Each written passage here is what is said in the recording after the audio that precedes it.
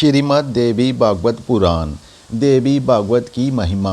एक बार भागवत चर्चा के प्रेमी ऋषि एकत्रित होकर व्यास जी के शिष्य सूत जी के पास जाकर बोले, हे ज्ञानेश्वर, आपके प्रवचनों से अनेक बार हमारी बुद्धि पवित्र हुई है और श्री हरि के चरणों में हमारा प्रेम बढ़ा है।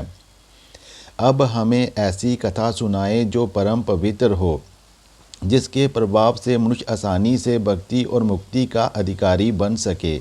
आपने हमें भगवान श्री कृष्ण की अद्भुत लीलाएं और भगवान शंकर के पावन चरित्र सुनाकर हम पर उपकार किया है, परंतु इस समय हम आपके मुखारबिंद से मनुष्यों को अनायास और सुनिश्चित रूप से मुक्ति और रिद्धि सिद्धि प्रदान करने वाला पुराण सुनाना चाहते हैं।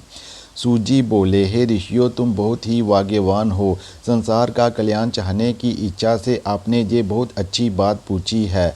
मैं आप लोगों की इच्छा अनुसार सब शास्त्रों का सार बतलाता हूँ। श्रीमद् देवी भागवत पुराण सभी शास्त्रों और पुराणों में शिरोमणि ग्रंथ है। इसकी महानता के सम्मुख अन्य पुराण, तीर्थ और व्रत कहीं नहीं टिकते। ये सच है कि इस पुराण का महत्व इतना अधिक है कि इसके श्रवण मात्र से पाप रूपी बन पूर्ण भस्म हो जाता है। पापों के नष्ट हो जाने से मनुष्यों को पापों के फलस्वरूप मिलने वाली वेदना, क्लेश, दुख और शोक मिट जाते हैं।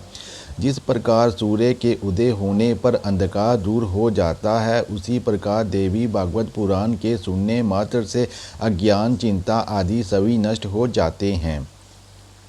श्री सूत जी से देवी भागवत पुराण की इतनी महिमा सुनकर प्रवचन सुनने वालों के मन में कुछ जिज्ञासाएं पैदा हुई और उन्होंने पुराण के संबंध में निम्नलिखित प्रश्न पूछे। देवी भागवत पुराण का इतिहास क्या है? इस पुराण के पढ़ने और सुनने की विधि क्या है?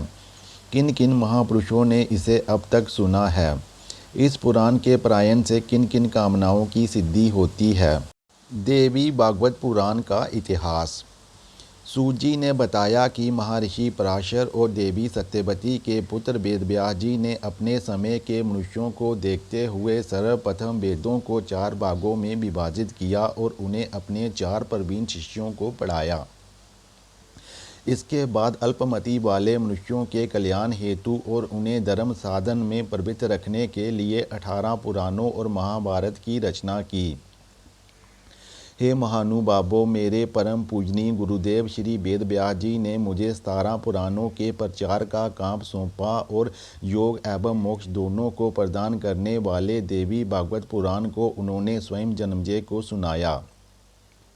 जन्मेजय के पिता परीक्षित को तक्षक नाग ने डस लिया था और परीक्षित ने अपने कल्याण हेतु श्रीमद् भागवत पुराण सुना था।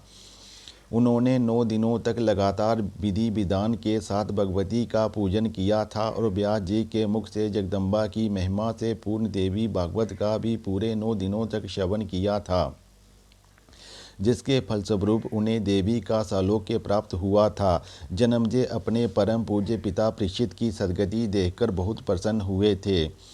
जन्मेजय ने वेदव्यास जी को प्रसन्न करके 18 पुराणों में सर्वश्रेष्ठ देवी भागवत पुराण सुनाने को भी तैयार कर लिया।